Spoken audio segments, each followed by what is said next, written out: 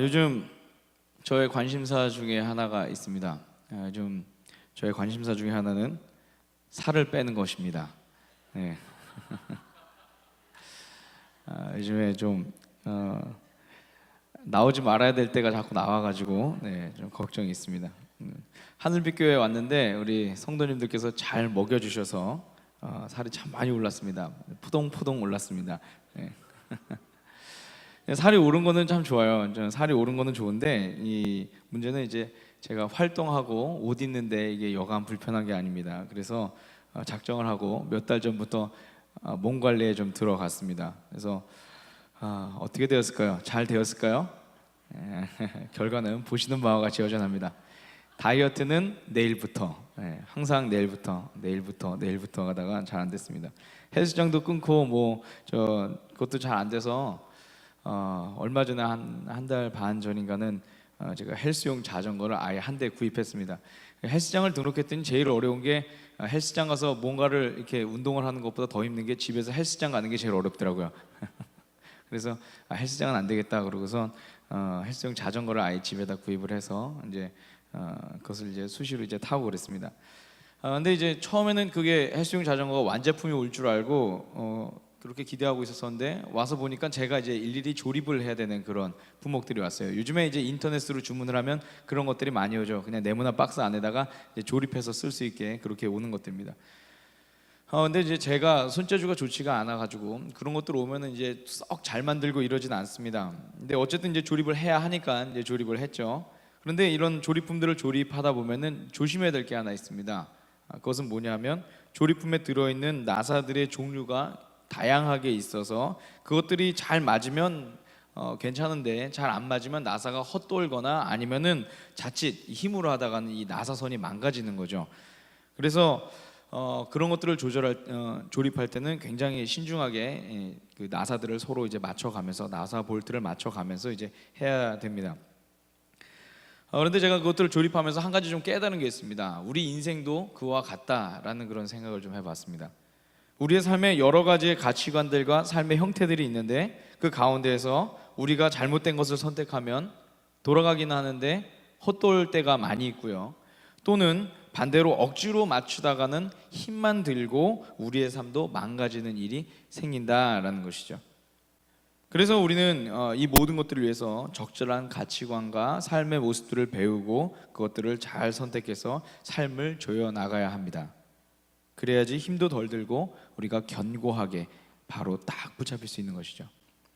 자, 오늘도 우리가 말씀을 통해서 그런 것들을 같이 함께 배워나갈 수 있는 시간 되길 간절히 소망합니다.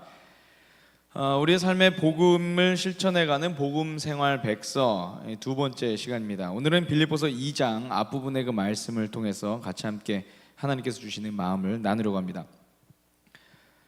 고린도전서 12장의 말씀들을 혹시 기억하시나 모르겠습니다. 고린도전서 12장 어떤 말씀이 적혀 있을까요? 바울이 선교하던 그 당시에는 많은 교회들에서 많은 그 성령의 은사들이 나타났습니다. 물론 그 당시에만 있었던 일은 아니죠. 오늘날에도 많은 성령의 은사들이 나타나고 있죠. 그리고 그것들을 통해서 교회가 부흥할 수 있는 힘이 되었습니다. 그런데 때로는 그것이 교회 안에 문제가 되기도 했었어요. 그들 안에 자신들이 받은 성령의 은사에 대한 자랑만 있고 사랑이 없어졌기 때문에 그랬다라는 것이죠. 그래서 우리가 잘 아는 고린도전서 13장의 말씀을 통해서 바울 사도는 그 교회들에게 사랑의 회복에 대해서 말씀을 하고 있습니다. 자, 그런데 이것이 고린도 지역에 있었던 그 고린도 교회만의 문제였을까라고 생각을 했을 때 꼭 그렇지는 않았다는 거죠. 사실 오늘 우리가 함께 본 빌립보서의 말씀도 이와 비슷한 배경들이 있었음을 우리 가운데 암시하고 있습니다. 성서학자들은 이 빌립보서와 고린도 전서가 비슷한 시기에 기록되었을 것이다 라고 그렇게 보고 있습니다. 약 주후 55년경에 에베소에서 기록되었다라고 하는 그런 주장을 하고 있는 그런 신학자들이 많이 있습니다. 그렇다고 본다면 당시 성령의 은사를 가지고 다툼이 있었던 이 문제는 당시 많은 교회들이 공통적으로 갖고 있었던, 때로는 굉장히 보편적으로 경험을 해보았던 그런 일들일 수도 있었겠다라는 그런 추측을 해보게 되었습니다. 오늘날과 같이 이렇게 정형화된 이런 신학 성경이 있었던 것이 아니라 이들에게는 구약 성경과 그리고 예수님으로부터 받은 그런 말씀과 성령의 경험들만 있었기 때문에 어떠한 뚜렷한 가이드라인이 없을 때 때로는 교회가 이런저런 문제로 흔들릴 수가 있었다는 것이죠. 오늘 이 빌립보 교회도 이와 비슷한 그런 문제들도 갖고 있었을 것이다 라는 그런 것들을 추측해 볼 수가 있습니다. 그래서 바울은 이런 문제에 대해서 굉장히 심각하게 생각하고 있죠. 오늘 말씀도 그런 것들을 우리 가운데 보여주고 있습니다. 우리 함께 빌립보서 2장 1절과 2절의 말씀 같이 읽겠습니다. 그러므로 그리스도 안에서 여러분에게 무슨 격려나 사랑의 무슨 위로나 교제나 무슨 동정심과 자비가 있거든 여러분은 같은 생각을 품고 같은 사랑을 가지고 뜻을 합하여 한 마음이 되어서 내 기쁨이 넘치게 해 주십시오. 그냥 읽으면 별 문제 없는 것 같죠. 그냥 읽으면 그냥 말씀인가 보다 이렇게 읽을 수 있는 그런 내용입니다. 그런데 자세히 말씀을 들여다보면 이 편지를 쓰고 있는 바울 사도의 고민을 우리가 느낄 수가 있습니다. 지금 빌립보 교회 안에는 분명하게 성령의 은사들이 나타나고 있습니다. 격려하고 위로하고 성령님 안에서의 교제도 있고 동정심과 자비 이런 것들도 이제 그들 가운데 나타났었던 거죠. 그런데 문제는 뭐냐 하면 그것이 하나가 되지 않았다라는 데 있었습니다. 그래서 그는 2절의 말씀처럼 한 마음에 대한 당부를 이 빌립보 교회에게 전하고 있는 것이죠. 그래야만 그것이 기쁨이 될 수 있다라고 말입니다. 이어지는 3절과 4절의 말씀을 봐도 마찬가지입니다. 우리 함께 3절과 4절의 말씀 같이 읽겠습니다. 무슨 일을 하든지 경쟁심이나 허영으로 하지 말고 겸손한 마음으로 하고 자기보다 서로 남을 낮게 여기십시오. 또한 여러분은 자기 일만 돌보지 말고 서로 다른 사람들의 일도 돌보아 주십시오. 지금 바울 사도가 보고 있는 빌립보 교회의 그 상황이 이해가 되십니까?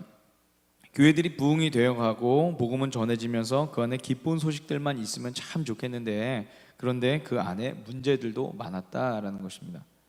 성령께서 각기 필요한 대로 다양한 은사들을 주시고 있는데 그 다양함이 교회의 선한 결과들로만 나타나지 않고 악한 모습으로도 나타났다라는 것이죠. 참 이상하죠. 성령께서 주셨는데 악한 모습으로도 나타났다. 오해하지 말 것은 성령께서 문제가 있었다는 것이 아니라 그것을 받아들여서 그것을 사용했던 사람들 내에서의 어떠한 문제들이 있었다는 것입니다. 경쟁심과 허영, 교만과 이기주의 이런 것들이 나타났다라는 거죠. 이미 우리가 앞선 1장에서 본 우리 지난 시간에 우리가 보았던 그 내용과도 같습니다. 바울 사도가 감옥에 갇혀 있는 그 시기를 기회를 삼아서 복음을 전한다는 핑계로 자기 입지를 교회 안에서 굳혀가고 있던 그런 사람들의 이야기, 그런 이야기들이 이 빌립보 교회 안에 있었던 그런 이야기다라는 것이죠. 바울 사도 스스로야 그 일에 대해서는 나는 괜찮다, 복음이 전해지니까 괜찮다라고 그렇게 이야기를 했지만 그런데 결국 그것이 빌립보 교회가 갖고 있던 치부임은 우리가 부정할 수 없는 그런 사실이었다라는 것입니다. 그래서 이 부분에 대해서 바울 사도 개인의 감정이 아닌 교회를 생각하는 마음에 이런 편지를 기록을 했던 것이죠. 그리고 결국 이런 상황 속에 있는 빌립보 교회를 위해서 바울 사도는 초대교회 공동체들 내에서 나눠지고 있었던 그리스도 찬송시 한 구절을 인용합니다. 바로 우리가 빌립보서 2장 6절에서 12절까지 볼 수 있는 그런 말씀입니다. 그리고 그 찬송시를 인용하기에 앞서서 그가 빌립보 교인들에게 이렇게 권면합니다. 함께 빌립보서 2장 5절의 말씀 읽겠습니다. 시작. 여러분 안에 이 마음을 품으십시오. 그것은 곧 그리스도 예수의 마음이기도 합니다. 사랑하는 여러분, 권면의 핵심이 뭡니까? 오늘 지금 이 5절의 권면의 핵심이 뭘까요? 그리스도 예수의 마음을 갖는 것이에요. 그리스도 예수의 마음을 갖는 것. 그리고 그 마음은 나의 처지에서 머무는 것이 아니라 다른 사람의 처지까지 낮아지는 것이고 고집이 아니라 순종이고 명령이 아니라 섬김이었다라는 것이죠. 교회 안에 이것이 있어야 된다라는 것입니다. 겉으로는 대단해 보이는 성령의 은사들이 아닌 예수님의 마음이 있어야 교회가 교회다울 수 있다라고 하는 이 바울 사도의 이 고백. 사랑하는 여러분, 예수님께서 제자들을 떠나시면서 보혜사 성령을 주시겠다라고 한 것은 제자들로 하여금 또한 우리 그리스도인들로 하여금 성령의 은사들을 자랑하기 위함이 아닙니다. 예수님께서 육신적으로는 함께하지 않지만 성령님을 통해 제자들이 늘 예수님의 마음을 품고 그분의 생각을 따라서 살기 바라는 마음으로 성령님을 보내주신 것이죠. 할렐루야. 그런데 오늘 말씀을 통해서 보는 빌립보 교회의 문제는 무엇이었는가? 예수님의 마음을 품는 데는 굉장히 둔하고 그리고 성령의 은사를 갖고 서로 비교하고 경쟁하는 그 일에 대해서는 굉장히 전념하고 있었다라는 것이 오늘 이 빌립보 교회의 모습이다라는 것입니다. 오늘 이것이 빌립보 교회를 향해서 바울이 가졌던 안타까운 마음 가운데 나와 있는 그런 구절들입니다. 교만함과 판단만 있고 사랑과 겸손이 없는 바로 그런 상황들. 그래서 오늘 바울 사도는 빌립보 교회에게 그리스도 찬송시를 통해서 예수님의 죽으심에 대해서 생각해 보아라 라고 말씀을 합니다. 우리 함께 6절과 8절 말씀 같이 읽겠습니다. 시작. 그는 하나님의 모습을 지니셨으나 하나님과 동등됨을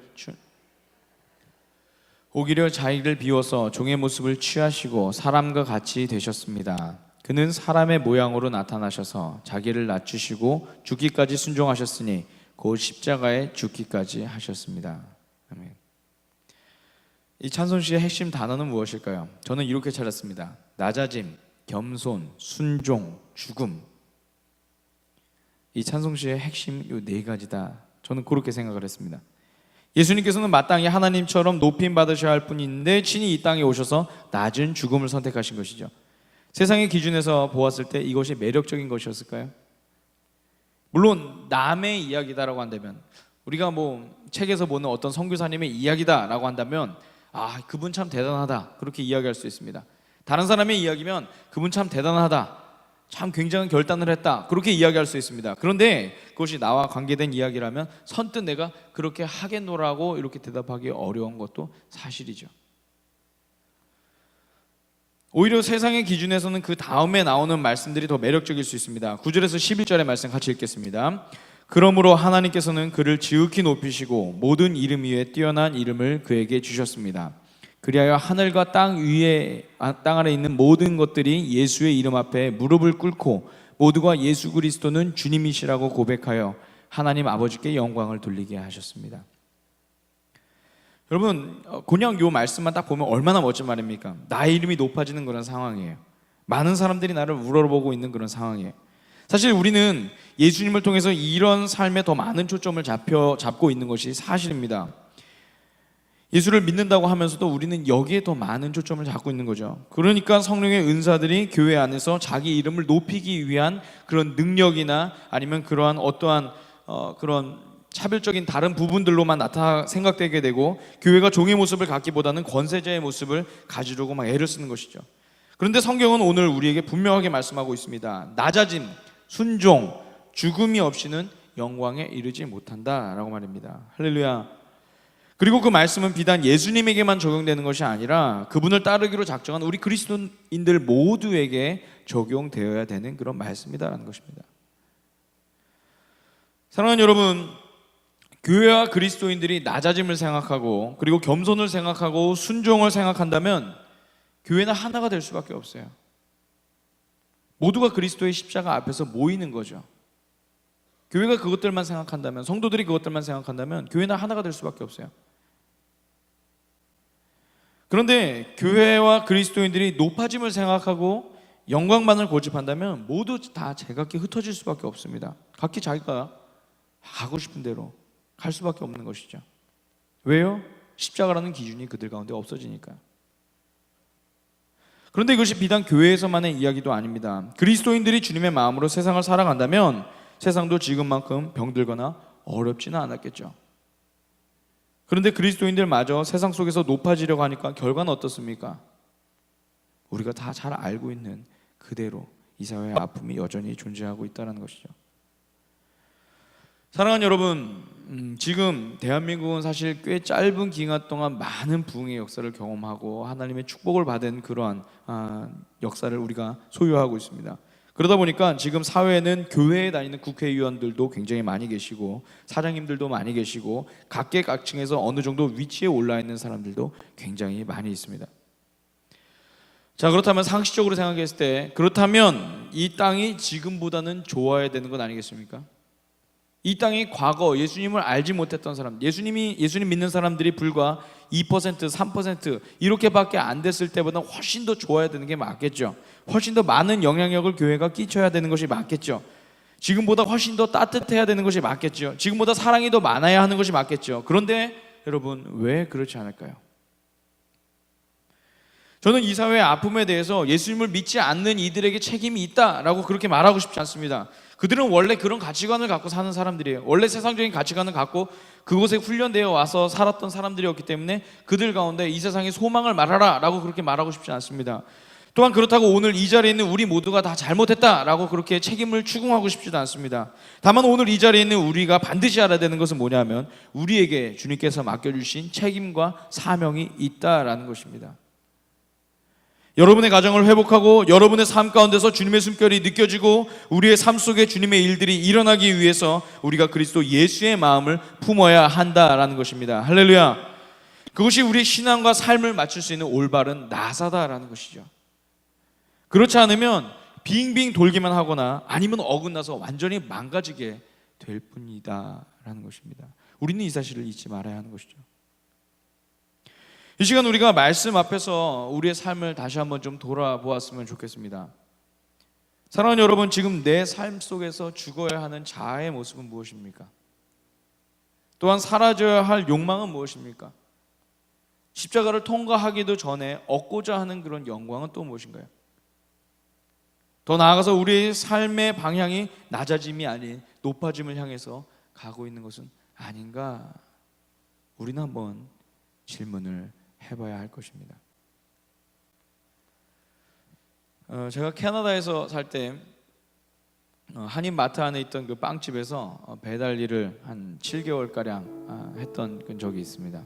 네. 사진 보이시죠? 네. 제가 저 14박스나 되는 그 박스를 들고서 이제 이쪽 지점에서 반대쪽 지점까지 이렇게 배달을 하는 겁니다. 제 작은 승용차에 이렇게 실어갖고요.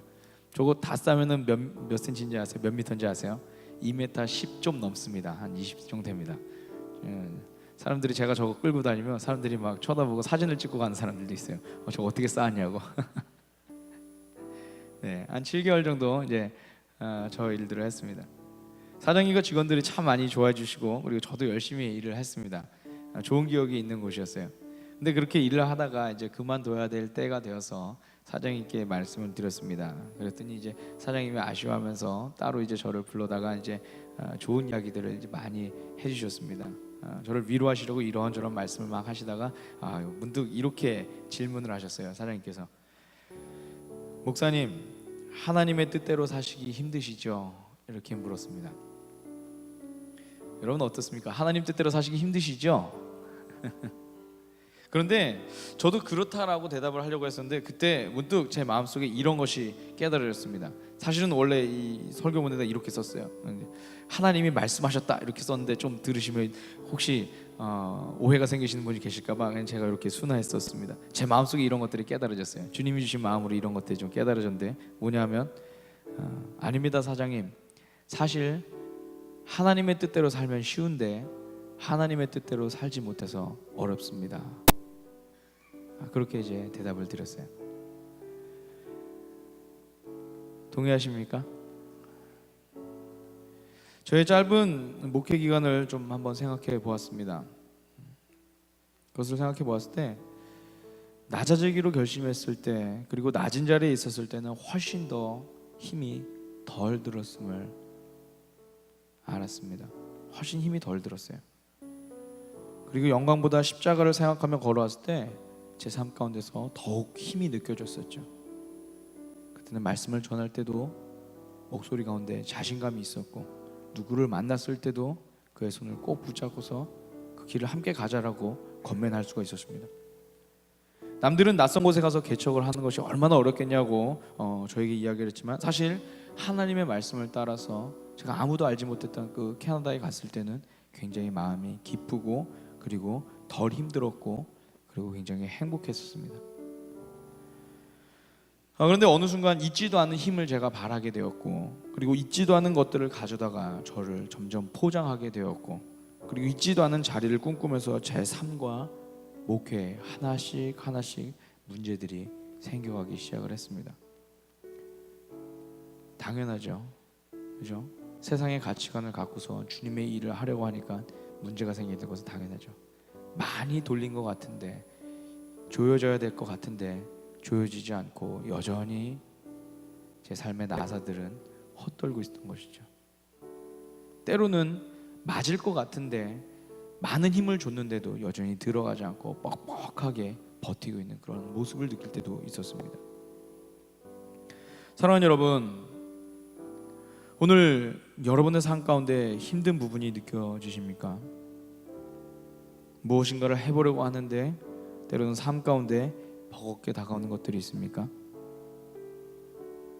때로는 그것이 가정의 일일 수도 있고요, 어쩌면 교회 안에서의 사역이 될 수도 있습니다. 그렇다면 여러분, 이때 어떻게 해야 되겠습니까? 그때는 우리가 주님 앞에서 우리의 삶을 돌아보고 주님의 뜻에 맞는 것들이 무엇인지 우리가 다시 한번 점검해 봐야 될 줄로 믿습니다. 세상 가치관 녹이 가득 채워져 있다면 성령의 기름 부으심으로 그것들을 벗겨 나가야 되는 것이죠. 내 삶이 주님 안에서 원활하게 돌아갈 수 있도록 주님, 나에게 기름 부어 주시옵소서. 주님의 뜻에 합당하게 내가 돌아가게 하여 주시옵소서. 우리가 그렇게 구해야 되는 것이죠. 또는 하나님 나라에 합당하지 않는 나사를 들고 있다면 하나님 나라에 맞는 삶으로 우리를 조여 나가야 되겠죠. 주님이 원하시는 것들을 구하며 주님이 원하시는 그 가치관을 우리가 생각하며 살아나가야 되는 거죠. 듣기만 해도 힘든 일입니까? 어떻게 그렇게 할 수 있죠? 불가능한 거 아닙니까? 아닙니다, 여러분. 단지 우리가 주님의 은혜를 기억하고 주님을 깊이 생각한다면 오늘 충분히 우리 삶 가운데서 일어날 수 있는 일입니다. 할렐루야, 할렐루야. 오늘 이 수요 공감 예배에 오셔서 우리 복음 생활 백서 우리 두 번째 시간, 인생을 쉽게 사는 법에 대해서 우리 오늘 같이 함께 말씀을 나누는데, 인생을 쉽게 사는 방법은 딱 한 가지 있습니다. 잘 맞은 나사를 갖고 잘 맞는 볼트에 돌리는 방법. 하나님의 마음을 갖고 하나님의 일을 하는 것, 하나님의 마음을 갖고 우리의 가정 가운데 들어가는 것, 하나님의 마음을 갖고 내 이웃에게 선한 말을 하는 것, 하나님의 마음을 갖고서 우리에게 주어진 삶을 살아가는 것. 저와 여러분의 삶 가운데서 주님의 은혜를 기억하면서 그러한 삶으로의 변화가 있길 주님의 이름으로 축원합니다.